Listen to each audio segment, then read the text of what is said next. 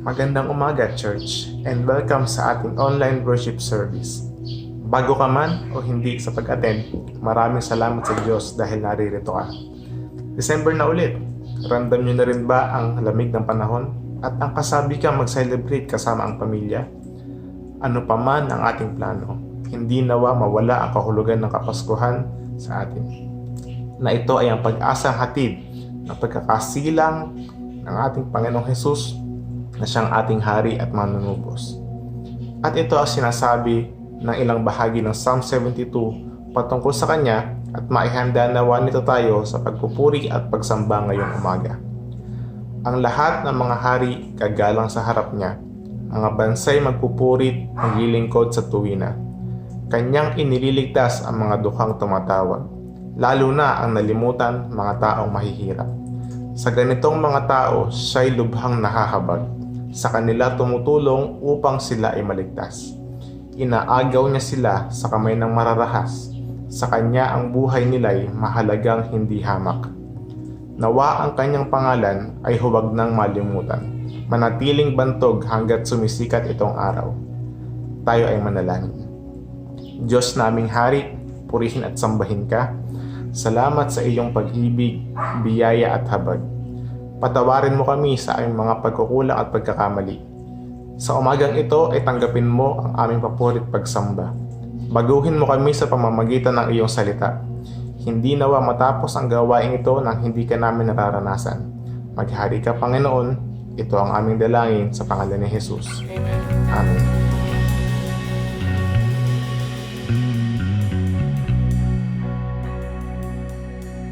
Magandang araw, Church.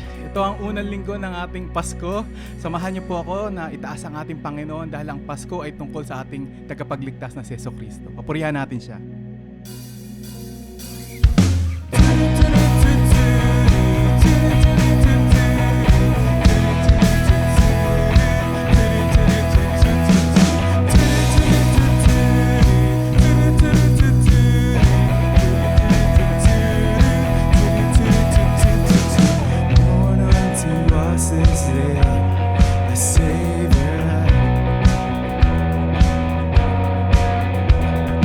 Gift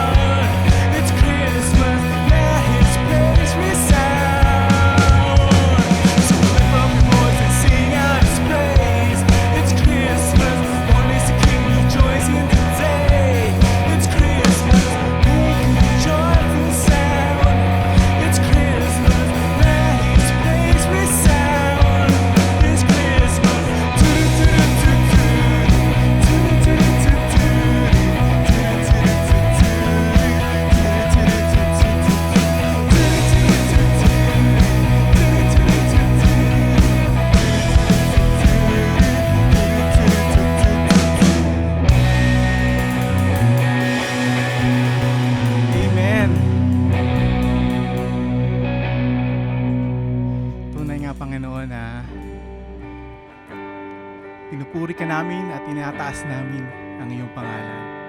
Ang Pasko ay tungkol sa iyo, Panginoon. Isang paalala na ang binigay niyo pong regalo sa bawat isa sa amin, Lord, ay para maligtas ang katauhan. Ang pag-asa na binigay niyo sa bawat isa sa amin ay walang katumbas. Kaya naman, kami ay sabay-sabay na magpupuri sa inyo.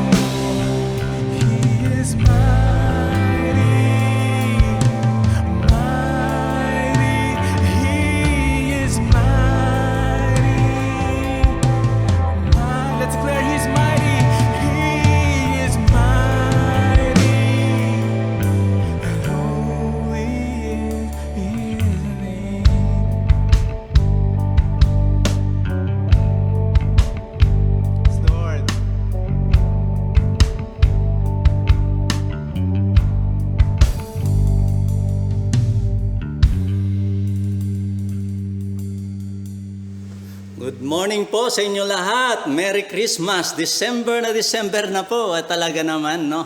Tayo'y naghahanda na, no? At yung mga iba talaga nakapag-prepare na siguro na naman po mga pwedeng bilhin. Ayun. Problema, may pambili ba? Ayun ang talagang katanungan na mahirap, no? Na maaaring pwedeng sagutin o hindi. Kaya praise God sa ngayon sa oras na ito dahil ito na naman po tayo para mag-aral ng salita ng Diyos at it's December. Na po tayo, no? December 4 o 5. December 5 po tayo ngayon. Kaya purihin ng Diyos, tayo po ay patuloy na sama-sama at tayo ay nilayan natin ang salita ng Diyos. Pero bago dyan, pumunta muna tayo sa pinakamaganda sa lahat din. Ito yung Holy Communion. First Sunday of the month. So patuloy natin pong isagawa ang bagay nito na iniwan sa atin ng ating Panginoon na itong ordinansang ito. Okay po, at muli, sabayan niyo po ako dito sa elementong ito na ating pong gagawin, no, sa Holy Communion. Okay, ito po ang verse natin binabasa palagi sa Corinto chapter 11 verse 23. Ito ang katanungan, tinanggap ko sa Panginoon, ibigay niya naman sa inyo nung gabing siya ipagkanulo ang Panginoon Jesus ay dumampot ng tinapay, dampot po tayo ng tinapay, yan. Nagpasalamat at pinagpira-piraso iyon at sinabi, ito ang aking katawan at handog para sa iyo, gawin ninyo ito bilang pag-aalaala sa akin. Sabay-sabay po nating kainin.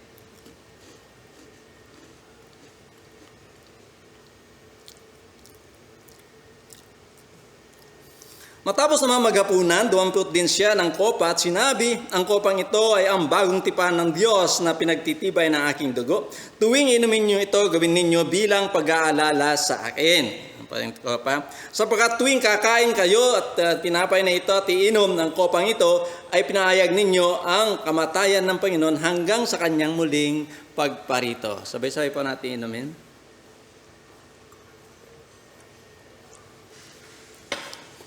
Magpasalamat tayo sa Diyos sa kanyang kabutihan, sa kanyang pagmamahal sa atin, na tunay siya ay nabayubay sa krus ng Kalbaryo dahil sa ating mga kasalanan. Ang pagmamahal niya na ating pong isa puso at ating pong isa pamuhay.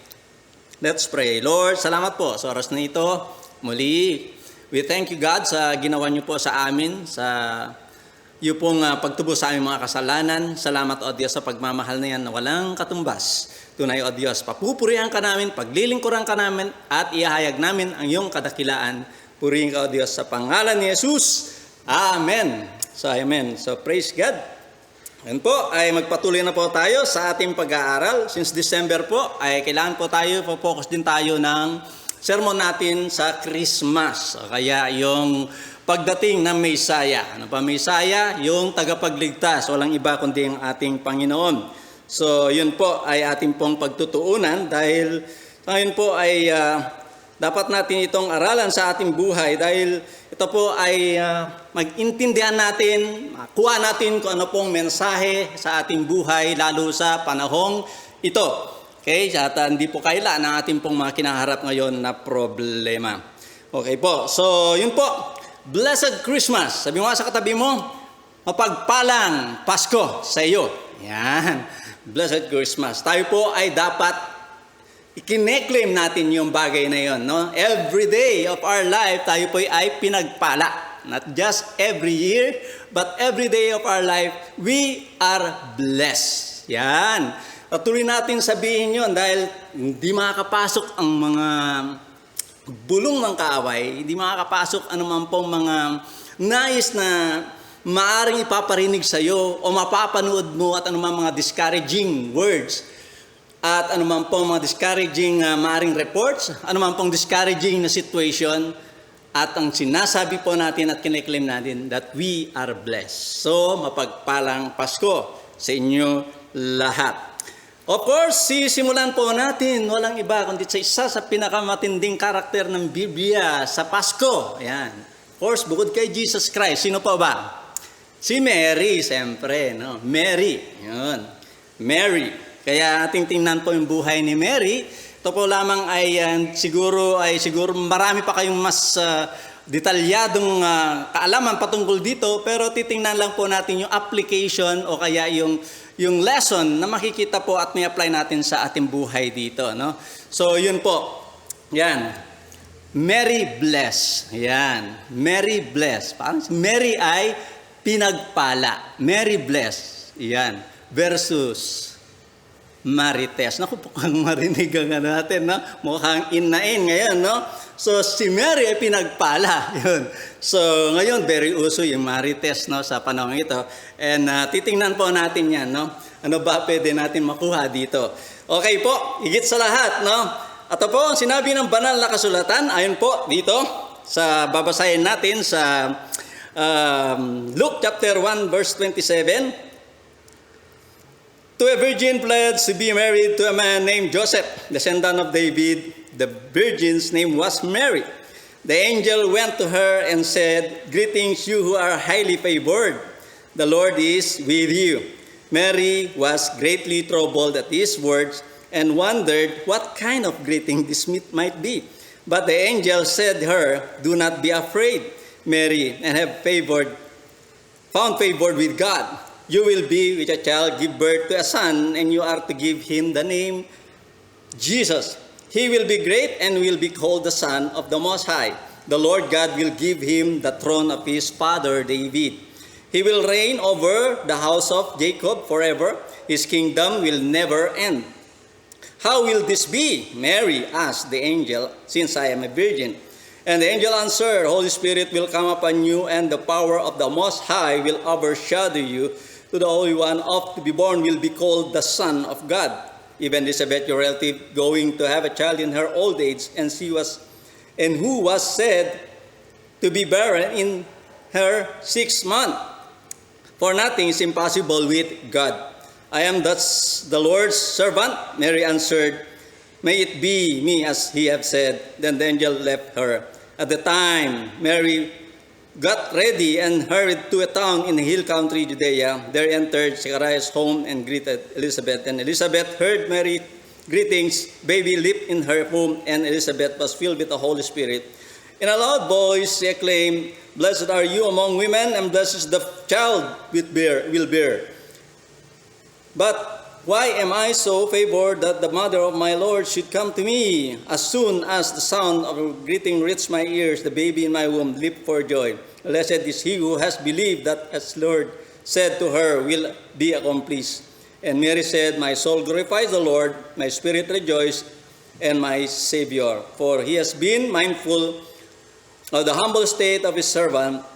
From now of all generations will be called blessed, for the Mighty One has done great things, for the holy is his name. His mercy extends to those who fear him from generation to generation." So dito po sa ating nabasa, kita po natin, no, yung paano nagpasimula, yung mensahe, o kaya paano nagpasimula yung ating pong sinatawag nating Christmas. Ito po ay nagpasimula dun nga sa of course, yung prophecy, no, sa darating na tagapagligtas. At ito po ay nangyari sa buhay po ito ni Mary na ginamit ng Diyos bilang daluyan, okay? Daluyan ng blessing o kaya na good news para sa atin. Yon, para sa lahat sa sangkatauhan na darating ang tagapagligtas na walang iba kundi ang ating Panginoong Jesus. Okay, so bakit po tinawag siyang blessed o kaya siya ay pinagpala sa lahat, di ba? Alam nyo, minsan nasasabi ko sa ibang tao, alam mo, bukod kang tanging pinagpala sa babaeng lahat.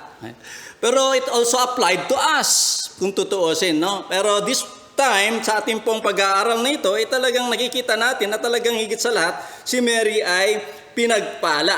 Ayon po dito sa natin, acronym po natin na happy, yung letter H po natin, highly favored. Sabi dito highly favored. Okay, so, very clear sa kanya na talaga siya ay pinaboran ng Panginoon. Alam niyo po ba sa mga kandidato, di ba? Meron mga, siguro 50 or more than that, pa mga candidates, Miss Universe, ganon. Minsan, ahead of time, sinasabi na, si ganito, highly favored yan, yung Miss Philippines. Compare dun sa mga iba, hindi yun. Hindi masyado pinapansin yun, di ba? So, pagka ganun, parang may edge ka na, no? Parang masasabi mo na, talagang iba yung dating ko. Yun. So, yun po. Pero this time, hindi lang po ganun. Tutuusin, napakadaming babae sa buong mundo, kaya blessed are you among women, di ba? Sa buong mundo, lahat yan, mga babae. Pero si Mary ang ginamit ng Diyos. Siya po yung highly favored para mag-bear o kaya siya yung magdadalang tao na siya ay gagamitin ni God bilang tunay na vessel na dadaan sa kanya ang tagapagligtas na walang iba kundi ang ating Panginoon Jesus. Pero niyo yun, di ba? Ang tindi nun. Alam niyo po ba, nung minsan ay may mga pagkakataon na talagang hindi ka karapat-dapat and yet ikaw ay napili, di ba? Tapos ang dami namang qualified. Masasabi mo na talaga ang gagaling nila. Talagang grabe sila. Pero binigyan ka dyan ng ganyan na position o kaya bigyan ka ng ganyan ng na maaring sabihin natin ay trabaho o kaya mission o kaya yung ibinigay sa yung yan ay talagang kakaiba na kung saan ay hindi kayang pwedeng mahindian dahil nga ay napakaganda itong sinabi ng Diyos sa kanya. Di ba? Highly favored. Yun. So si Mary talaga naman higit sa lahat ay pinagpala talaga siya. Kung tutuusin, no? Higit sa lahat. Dahil nga sa ganun ng sinabi sa kanya. At siyempre, kung ikaw lang ma-appreciate ang galing, di ba? Ang ganda na, no? Na maaaring nakakataba ng puso. Minsan sabi sa iyo, naku, alam mo, ang galing mo. Ayan, di ba? Sarap ng pakinggan. Alam mo, ang bait mo. Hindi. Alam mo, napaka-generous mo. Alam mo, napaka-masayahan kang tao. Alam mo, di ba? Ang sarap pakinggan. So, in the midst of this situation, problem in life, situation na kung saan ay napakahirap ang kumilos, pero nandun yung appreciation ng tao sa iyo, nakakataba ng puso, nakaka-excite, di ba? Ang saya, ang sarap pakinggan yung ganong bagay. So, sa sitwasyon nila Mary, during that time, alam natin na mahirap din yung problem, yung pinagdadaanan, for about 400 years na silent, wala silang naririnig na message from God, and yet may biglang dumating, no? Na sabihin sa kanya na you're highly favored. Wow, galing nun, no? Talagang pinagpala nga siya. And then, yun nga, letter A, he was approached by an angel. Biruin nyo, angel, kinausap siya. Ayun, kinausap siya ng anghel.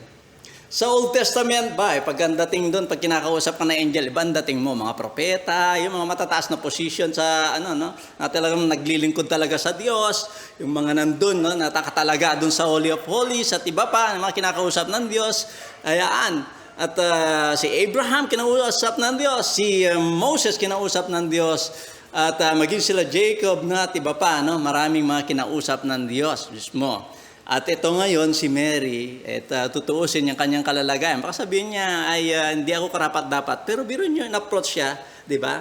In-approach siya ni Gabriel, Angel Gabriel. At binigay sa kanya yung message na yon. Ano po yung message? Siya ay tunay nga magdadalang tao at siya ay manganak. Ayan ay pangalan Jesus, ang tagapagligtas. Na-approach na ba kayo na mataas na posisyon, na isang siguro government na maaring mataas na posisyon? Sabihin natin kay presidente, no?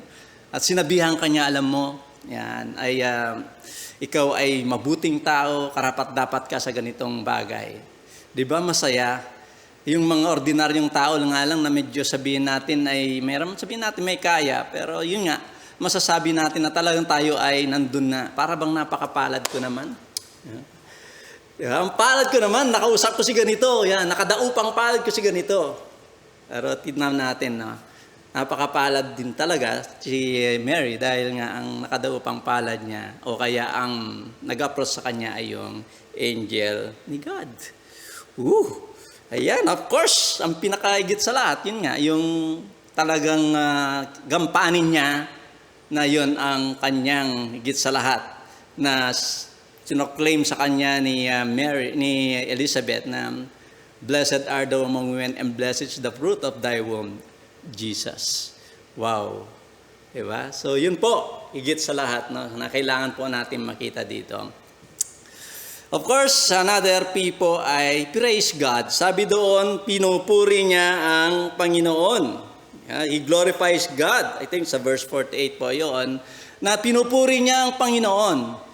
Pag may dumating ng ganoon sa kanyang buhay, hindi siya nag-alinlangan, kundi siya ay nagpuri siya sa Diyos. Although there are questions sa kanya na kailangan niya talaga na sabihin, dahil siyempre hindi niya maintindihan yung ganong bagay. Alam niyo po ba na meron nagtatanong na hindi naman niya kailangan itanong. O kaya dahil meron naman na siyang alam patungkol doon. Pero si Mary, nung nagtanong siya, ay talaga man nagtatanong na talagang wala siyang alam o kaya meron siyang dapat malaman dahil hindi niya naintindihan. Ayun, nagtatanong ka na hindi mo naintindihan, magandang tanong yun. That is very pertinent question. But impertinent questions, ito yung alam mo na, nanunubok ka pa. Ayun. At yung nagtatanong ka, na yung pala umaayaw ka naman at di mo naman tinatanggap yung kanyang mga sagot, ay mahirap yung ganun, di ba? So, because of that, na ang kanyang magandang katanungan ay sinagot siya ng Panginoon. Of course, sabi ng ganoon, sabi nga, paano yun? I'm virgin. Yan. Paano mangyayari sa ang buhay yun? Ikaw ay lulukuban ng Banal na Espiritu. Yan. Ikaw ay magdadalang tao. With God, nothing is impossible. Ayun. Akala niya dun lang sa isang mayaman ang sinabi yun, no? Tungkol dun sa pagsunod sa Panginoon. At yung sinabi ng dun sa kanyang paano ba sumunod sa Diyos o kaya dun sa pagpasok ng isang kamelyo sa butas ng karayo, meron po dun binanggit with God, nothing is impossible. But ahead of this tong mga verses na ito, binanggit na ng Panginoon na kay Mary pa lang, no?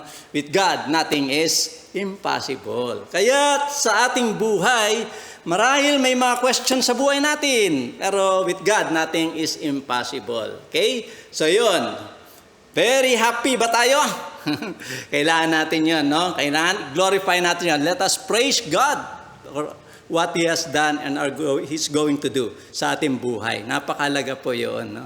Instead na magreklamo tayo, hindi na, di ba?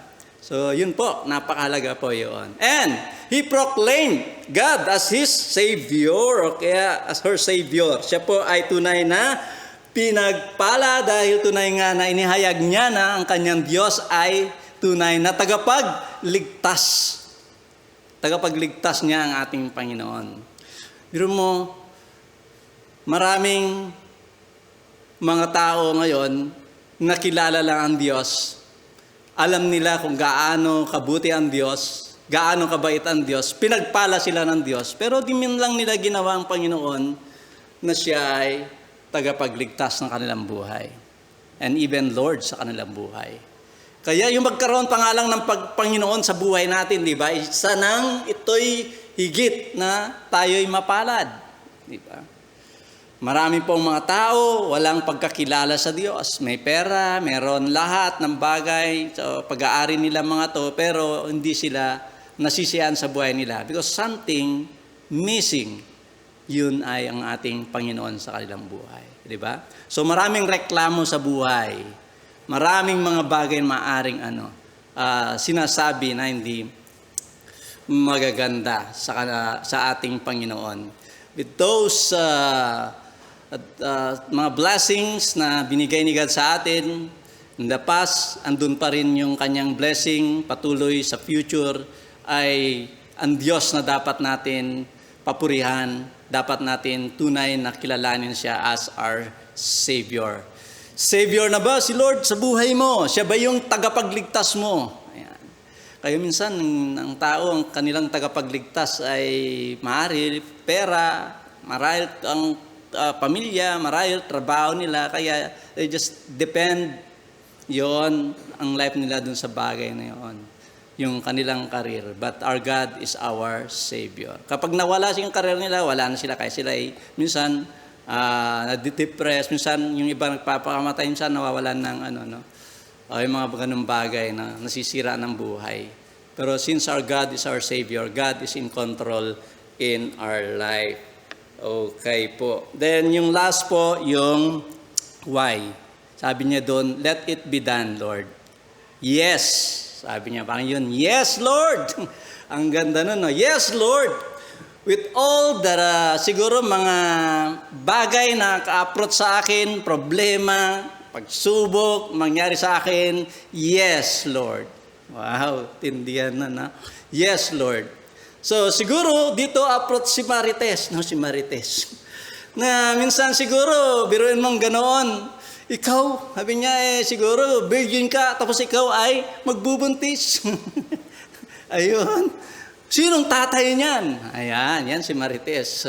Ano ba si Marites? Mari, ano ba, latest? Ayun, ng ano nun, no? Ang latest na chismis. Yun. O marahil ay pwede siya kumontra. Yun naman si Maricon. Na? Si Maricon, kontra ng kontra. Yan, opposition. Yung mga ganoon. At yung iba naman ay Marisol, yung sulsol ng sulsol. Yan, instead na pahupain, instead na stop yung bagay na yun na ano, ay sulsol ng sulsol. Ay, naku, makakasama siya yan. Hindi maganda yan. Ayun. So, yung mga ganung bagay. O kaya yung, yun, pwedeng Marimar, yun. Tinatawag nilang Marimar. Alam, katuwaan lang namin nung mission nung sinasabi ko sa kanila. Nagtawa kami ng tao dahil minsan ang tawagan pala ni Ate Norby sa kasi Ate Beth, Maricon at Marimar. So ito sabi ko, it's just a illustration na ito naman ay ang ating pong church dito ay talagang di naman nila ganun ang kanilang karakter. Dahil tunay nga ang karakter ng pagiging Kristiyano ay tunay na meron tayo dapat yung puso na katulad ni Mary na mapagpala, okay? Pinagpala. Yun po, higit sa lahat, no? So, yun po. So, yun nga, sabi na, pag Marimar daw, murmur, yun. Hindi siya gumagawa, kino-complain niya. Pero, hindi ganun si Mary, di ba? Siya ay totoo, nagsabi, yes, Lord, with all the risk. Kahit ano man masamang mangyari, yung mga siguro sasabihin ng ibang tao sa akin, of course, ang daming pinagdaanan talaga ni Mary, no? Ni-reject siya dun sa yung room na dapat niya ipanganak ang baby Jesus. Pero doon lang napunta sa sabsaban. Of course, pinaalis din siya, pinapunta siya sa Egypt, 'di ba? Ang dami. So, yung mga ganung bagay. So, I hope na yung buhay po natin ay tunay nga katulad ni Mary na tayo po ay pinagpala. Especially this Christmas, let us reject anything na maaring nakaka-distract sa ating paglilingkod sa Diyos, sa ating relationship with God, to the point na manlamig po tayo, to the point na tayo po ay para bang isolate natin ating sarili, na para bang wala nang nagmamahal, wala nang nagpapaalala, wala nang nag-encourage sa akin. It's the same God na si God ni Mary as she was approached by an angel na talagang she was highly favored by God. Kaya katulad po natin, sa tingin lang ng ibang tao marahil ay tayo'y inaapi, sa tingin lang ng ibang tao tayo po ay mahirap lamang, pero tayo po ay higit na pinagpala. Pinagpala ba tayo? Yan. Are you happy? Itong Christmas ba ito ay Happy Christmas, Merry Christmas, Blessed Christmas? Dapat lamang. Dahil nangyari ito sa buhay ni Mary, talaga naman, blessed are you among women and blessed is the fruit of thy womb, Jesus. Kaya nga po, ang buhay po natin, talaga naman ay hayag sa Diyos at alam niya ito at tunay nga na dapat natin siyang paglingkuran. Okay, so yun po. At let us approach God with a humble heart. Kailangan i-approach natin si God na may pagpapakumbaba. Yun po, ang makita po natin lesson dun, no? Hindi tayo nagmamalaki. Hindi siya katulad ng mga iba siguro pwedeng magmalaki, no? At si Mary talaga tinanggap niya yung mission na pinagagawa sa kanya ng ating Panginoon. Okay? So, yun po. May plano ang Diyos sa buhay po natin. Marahil sabihin mo ay ako ay isang mahirap lang, ako ay walang pinag-aralan at iba pa. Ang Diyos ay Diyos na tunay nga na tumitingin sa kanyang sa mga tao at sa puso, hindi sa ibang mga bagay, sa appearance lang. So ang Diyos ating paglilingkuran at tunay nga na ating pong patuloy na papurihan siya sa ating buhay. I am blessed. Kahit ano pong nangyari sa ating paligid, I am blessed. Kahit ito pong sitwasyon sa ating buhay, I am blessed. We are blessed. Kaya tayo po'y pinagpala. At dahil tayo po'y pinagpala, patuloy natin i-extend yung pagpapalang ito sa iba. Katulad po nangyari po sa ating pong mission, tayo po'y pinagpala, next-extend po natin ang pagpapala dun sa Pulilan, dun po sa Baliwag at dun po sa Bustos. Thank you very much. Kayo po ay naging vessel of blessings, katulad po ni Mary. Dinala po natin yung good news sa kanilang buhay. Dinala po natin yung spiritual na kung saan ay hindi lang pang physical na pangailangan, kundi yung kanilang spiritual need ay na-meet po. At masaya po sila at they are very willing to attend and join the Bible study. And let us pray na yung salita na kanila pong narinig ay tunay mag-sink in sa kanilang puso, magkaroon sila ng kauhawan ng salita ng Diyos at magpatuloy sila sa Panginoon. At yung lugar na yon, let us claim, nagkaroon ng community of faith. Palaki po yung church doon at tunay nga i-bless ni God yung mga gagamitin niya doon sa lugar na yon. At patuloy natin ihayag ang kabutihan ng Diyos. Looking forward na magkaroon po tayo din muli sa ibang lugar, katulad bandang Giginto sa south naman, o kaya sa dito sa may lugar ng Bukawi at saka Balagtas. So, let's keep praying for that area. And ngayon ay focus muna tayo dun sa ating pong ginawa. Follow up po natin yon at sa pamagitan po ng may panalangin, pasasalamat, sa paggabay ng Banal na Espiritu, the Lord will indeed bibigyan po tayo ng lalo pang mga bagay na kagilagilalas at pagpapala. Kaya with God, nothing is impossible. Are you blessed? So patuloy tayo maging blessing sa iba. Merry Christmas po. A blessed Christmas. To God be the glory. Let us pray po. Purihin ka, Panginoon, sa oras na ito, tunay, Lord, ang buhay po namin, O Diyos, ay tunay na kami po'y pinagpala. Katulad po, O Diyos, sa buhay po ni Mary.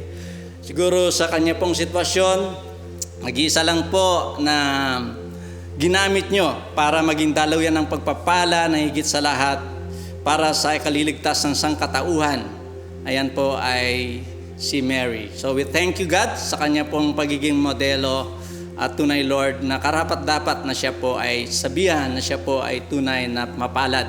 At kami po naging mapalad dahil kami po ang recipient din ng kaligtasan na yon. At ang kaligtasan ito ay patuloy namin ihayag din sa iba, Panginoon. Yung kasiyahan ng puso namin, ihahayag namin ito na ikaw ang aming Savior and Lord, O God. I pray, Lord, sa bawat isa, ang magpatuloy sa iyo, gamitin niyo po ang bawat isa. Tunay, Lord, na meron ka pong plano sa buhay namin. Kami lamang po ay magpagamit sa iyo, katulad na ginamit po ninyo ang buhay po ni Mary. So, Lord, we thank you. We submit everything, God. For indeed, Lord God, we are the bearer of good news. We are the bearer of truth and even the light, O God. Etong ilaw na patuloy na magliliwanag sa buong mundo. We thank you again. To all be the glory, power, and praise. In Jesus' mighty name we pray. Amen. Amen.